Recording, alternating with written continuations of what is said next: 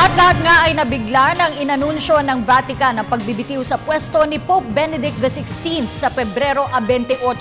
Kabilang sa mga itinurong dahilan ng Santo Papa ay ang kanyang katandaan at mahina na niyang katawan.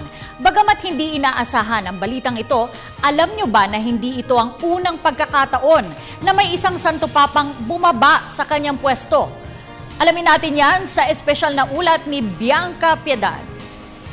Niyanig ng anunsyo City ang buong mundo sa nakatakdang pagbibitiw ni Pope Benedict XVI epektibo sa katapusan ng buwan Pebrero 28. Voluntaryong inihain ng ika-265 Santo Papa ang pinakamataas na posisyon sa simbahang Katolika matapos ang halos 8 taong pag-akay sa mga Katoliko tungo sa tunay na kabanalan at pananampalataya.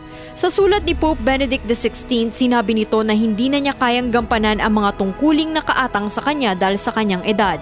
Tiniyak ng Papa na pinag-isipan niyang mabuti ang kanyang desisyon at makailang ulit na humingi ng gabay mula sa Diyos.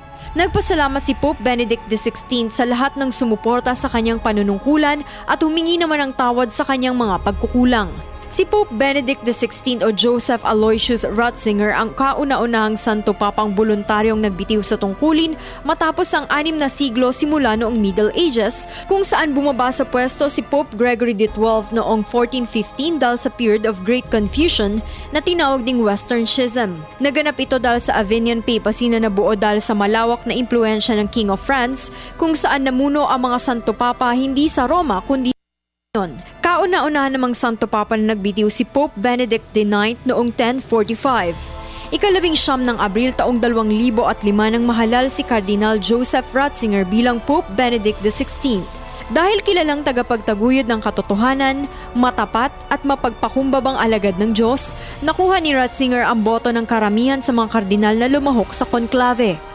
Si Ratzinger ang ikaluwang papang Aleman kasunod ni Pope Victor II noong 1055 at ikaluwang pinakamatandang papa kasunod ni Pope Clement XII noong 1730. Ipinanganak si Joseph Ratzinger noong April 16, 1927 sa Bavaria, Germany sa panahong namamayagpag ang mga Nazi na kilalang Antichrist.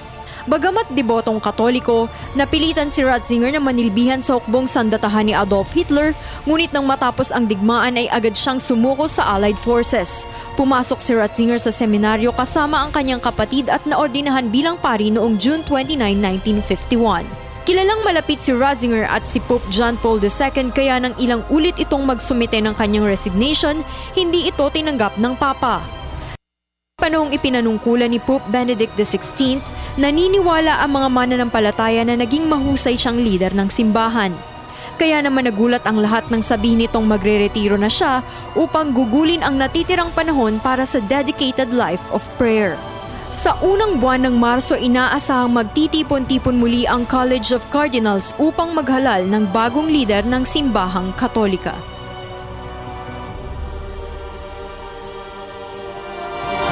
Para sa Telebisyon ng Bayan, Bianca Piedad.